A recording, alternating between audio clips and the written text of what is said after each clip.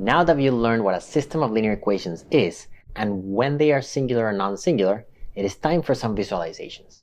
It turns out that linear equations can easily be visualized as lines in the coordinate plane.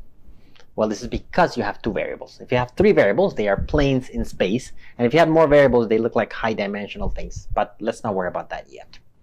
So, since linear equations can be represented as lines, then systems of linear equations can be represented as arrangements of lines in the plane.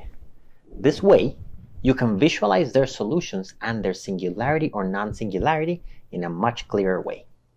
Okay, so how can you visualize, for example, the equation a plus b equals 10 as a line?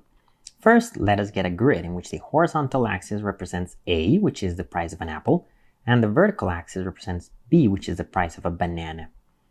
Now let's look at solutions to this equation a plus b equals 10. In other words, pairs of numbers that add to 10, and what you'll do is put them in this plot.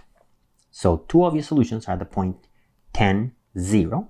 So the a coordinate, the price of an apple, is 10, and the b coordinate, the price of a banana, is 0, because 10 plus 0 is 10.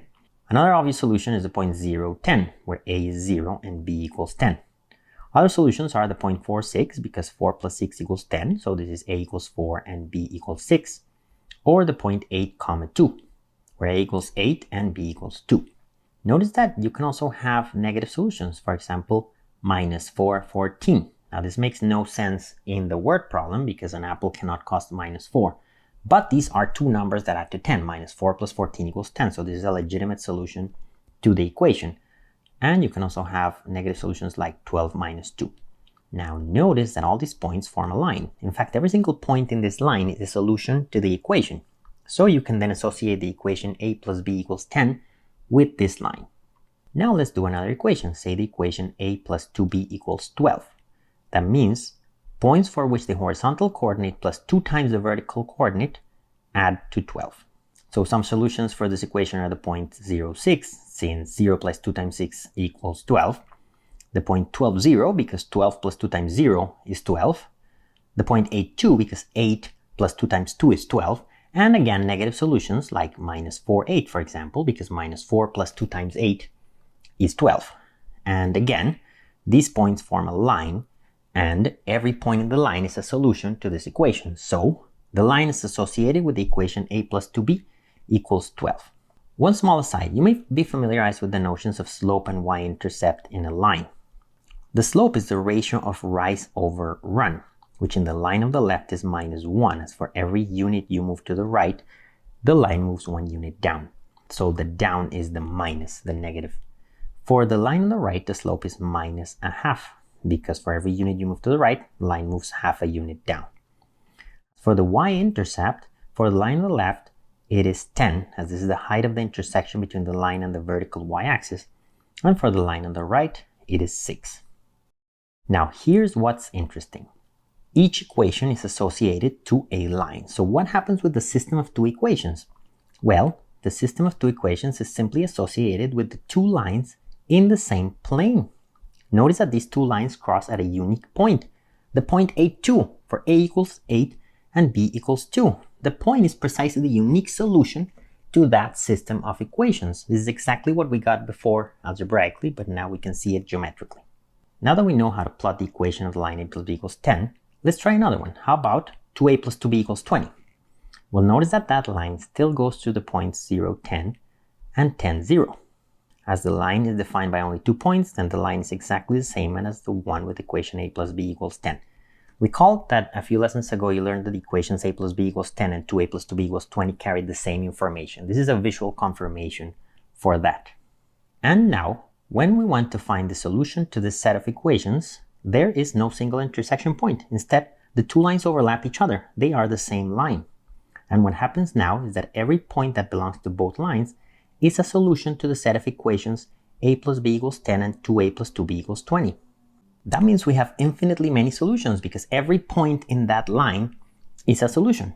And finally, let's look at another system of equations, the one with equations a plus b equals 10 and 2a plus 2b equals 24. So let's plot the one on the right. Notice that the line of the equation 2a plus 2b equals 24 goes through the points 0, 12 and 12, 0.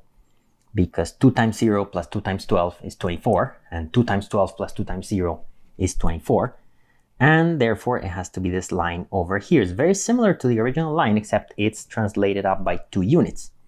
So when we try to get the solutions to this set of equations, take a look. The system of 2 equations is simply associated to these 2 lines in the same plane that are parallel. Parallel lines never meet, so there are no solutions to this system. There's no point that belongs to both of the lines, so the system has no solutions. Let's now summarize what you've seen in this video. There are 3 systems of equations. The first one has equations a plus b equals 10 and a plus 2b equals 12. The second one has equations a plus b equals 10 and 2a plus 2b equals 20. And the third one has equations a plus b equals 10 and 2a plus 2b equals 24. And here are the plots for the 3. The first one corresponds to 2 lines that intersect at the unique point 8, 2. So that's the unique solution to the system. The second one corresponds to 2 lines that are exactly the same line, corresponding to a system that has infinitely many solutions. And the third one corresponds to 2 parallel lines that never meet, which means the system has no solutions.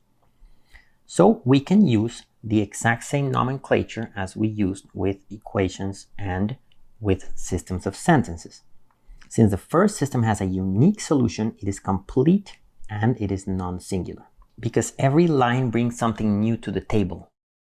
The second system has infinitely many solutions, because the second line is exactly the same as the first one, so the system is redundant and singular. The second line brings nothing new to the table because it's exactly the same as the first line. And finally, since the third system corresponds to 2 lines that never meet, it means the second equation contradicts the first one. We have no solutions.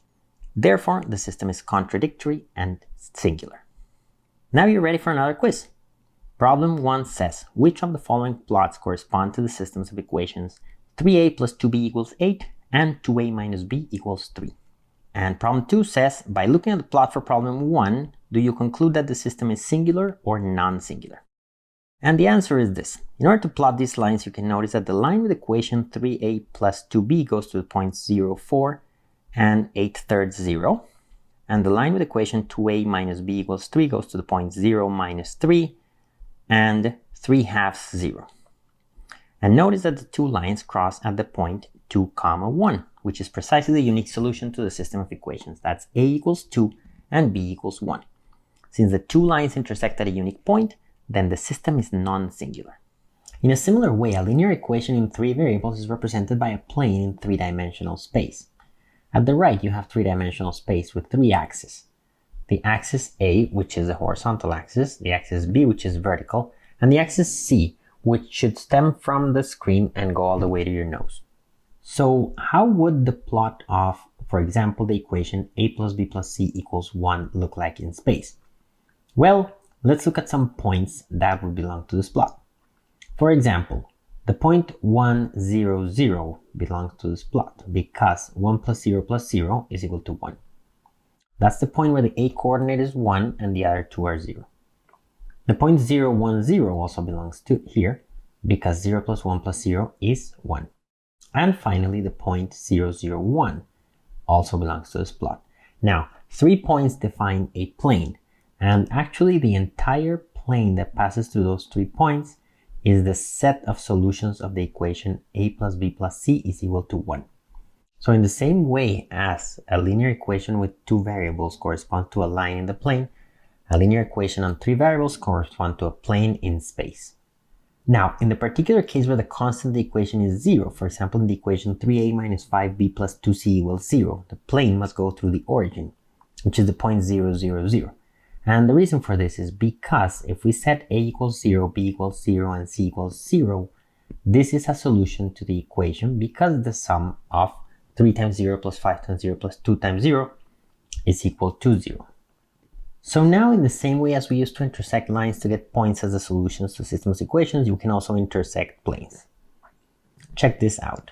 So here we're not so concerned about getting the right visualization because these things are hard to visualize in 2 dimensions. However, we're going to be concerned about how the intersections of these planes appear. So for this system of equations, a plus b plus c equals 0, a plus 2b plus c equals 0, and a plus b plus 2c equals 0, Let's look at the first equation. That corresponds to some plane that goes to the point 0, 0, 0. The second equation corresponds to some other plane that goes to the point 0, 0, 0, and these two planes intersect at a line. And the third one corresponds to another plane that passes to the point 0, 0, 0, and the three planes intersect at a single point, which is precisely the point 0, 0, 0. So this is important. Because this is a non-singular system, it has a unique solution, and that unique solution is the point 0, 0, 0. Now let's look at system 2. The first equation is again a plane, and the second equation is another plane, and both of them go through the origin and they intersect at a line. Now this system is singular, so what happens is that the third plane also crosses the other two and the origin, but it actually crosses the other two at a line. So these are three planes that all of them go through the same line. So the set of solutions is not just a point, it's an entire line. So there are multiple solutions to the system of equations, which means that the system is singular. And finally, we have this other system where the equations are a plus b plus c equals 0, 2a plus 2b plus 2c equals 0, and 3a plus 3b plus 3c equals 0. The first one corresponds to a plane. Now, as you've seen before, the second equation is just a multiple of the first one, so it's actually the same equation. So it's not surprising that it corresponds to the exact same plane. And the third equation also corresponds to the exact same plane. Therefore, the set of solutions to this system is every single point in the plane. There are multiple solutions, and therefore this system is again singular. Coming up next, you'll have an opportunity to use some interactive tools that let you explore these concepts in a hands-on way. The first one allows you to build and manipulate 2x2 systems of equations, visualize them as lines in the plane, and see how changes to the system impact the number of solutions to your system. In the second tool, you can choose between several systems of equations in 3-dimensional space, and then rotate those equations in 3 dimensions. You're more than welcome to explore these tools on your own, but I've also included instructions on how to use them and some suggestions of activities to complete. Enjoy trying them out, and I'll see you once you're done.